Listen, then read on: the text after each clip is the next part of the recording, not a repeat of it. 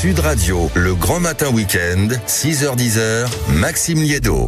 Il est 7h42 sur Sud Radio et on vous explique ce matin le problème de la France, notamment avec ses stocks d'eau quand on voit les canicules à répétition, les périodes de sécheresse et même des incendies comme on a pu le constater dans une partie du sud de la France. On a besoin de comprendre ce problème. Bonjour Éric Frétillère. Bonjour. Merci beaucoup d'être avec nous ce matin. Vous êtes agriculteur et président d'Irrigante France. Commençons peut-être par ce paradoxe qui déjà sidère. On se souvient, ici même sur cette antenne, on avait échangé avec des agriculteurs qui se retrouvaient avec de l'eau jusqu'aux genoux. C'était en février-mars. Ils nous expliquaient déjà préparer une perte du chiffre d'affaires l'été, qui s'inquiétaient de leur stock d'eau. Donc en réalité, on a battu des records de pluie cet hiver et on est déjà en restriction. Comment est-ce possible ça en France ?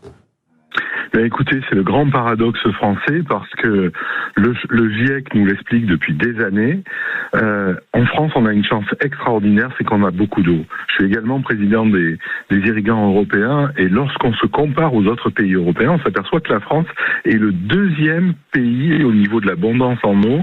On a une pluviométrie entre 600 et 1200 mm par an qui tombe sur la France et le changement climatique. Le GIEC nous l'explique très clairement. Une augmentation des températures et par contre le volume d'eau, lui qui reste constant à l'échelle de la France, va tomber avec des excès dans les périodes hivernales et des sécheresses que nous vivons depuis maintenant 3-4 ans et qui vraiment cette année est tout à fait caractéristique parce qu'on a eu, comme vous venez de le dire, des inondations en période hivernale et maintenant on est dans le dur parce que on a des sécheresses et même des canicules. Alors on a 511 milliards de mètres cubes d'eau qui tombent sur la France.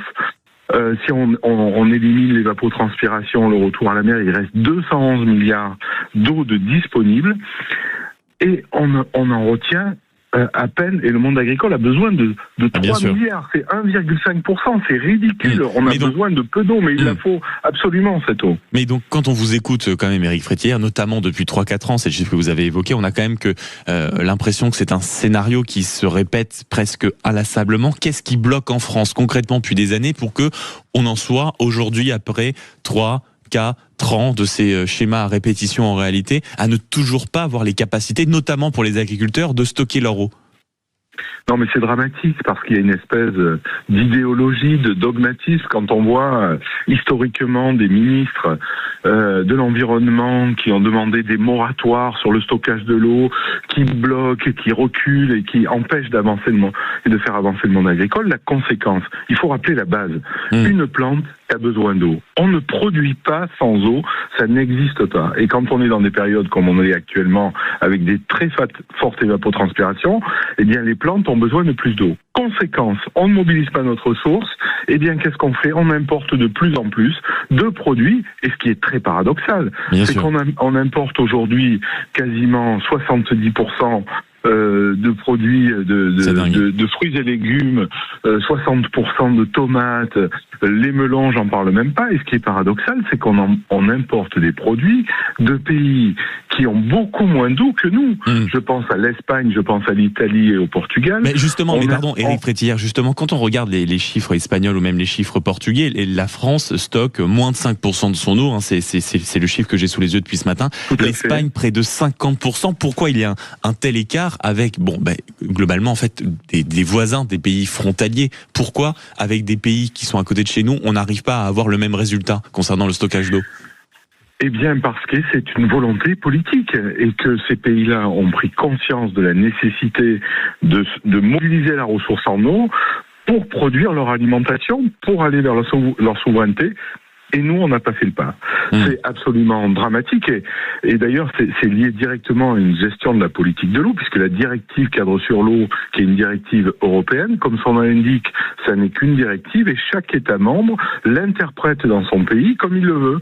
Et vous savez, lorsqu'on regarde les priorités des déclinaisons de l'utilisation de l'eau, alors dans tous les pays, la priorité, c'est écrit dans la loi, c'est la salubrité, c'est la sécurité sanitaire et c'est l'eau potable. C'est une priorité absolue pour l'eau. Lorsqu'on regarde des pays comme l'Espagne et le Portugal, en numéro 2, eux, ils ont accès à l'eau qui sert à nourrir, c'est-à-dire à l'eau d'irrigation. En France, dans la politique, l'irrigation et l'agriculture est en 5e position. Elle est considérée en France comme une activité économique comme les autres. Mais lorsqu'on se réveille et qu'on s'aperçoit qu'on importe toute notre alimentation, lorsque on a arrêté dans la période du Covid où toute l'économie était bloquée et qu'on a pris conscience qu'en fait on importait beaucoup de pays et quand les frontières sont fermées, eh bien ça devient dramatique. Et lorsqu'on regarde aujourd'hui le contexte géopolitique mondial, les guerres aux frontières de l'Europe, les tensions géopolitiques qui existent, on doit absolument se préoccuper d'un sujet majeur comme de l'eau. Il nous reste encore quelques secondes, Éric Frétillère. Il y a une question très importante. L'idée aurait peut-être aussi été d'expliquer, mais la différence entre les retenues de substitution et les méga-bassines, parce qu'on sait aussi à quel point les deux termes font polémique, mais il y a surtout une question sur laquelle, un sujet sur lequel j'aimerais vous interroger, qui est que le Sénat est actuellement en train de débattre de la fameuse loi d'urgence agricole que porte la ministre Annie Genevard, et le Sénat a voté il y a quelques heures le doublement des volumes d'eau de stockage d'ici 2035. La ministre parle d'objectifs pharaoniques. Alors, est-ce que c'est réaliste ou est-ce que c'est totalement délirant de parler de doublement des volumes de stockage d'eau d'ici 2035 ?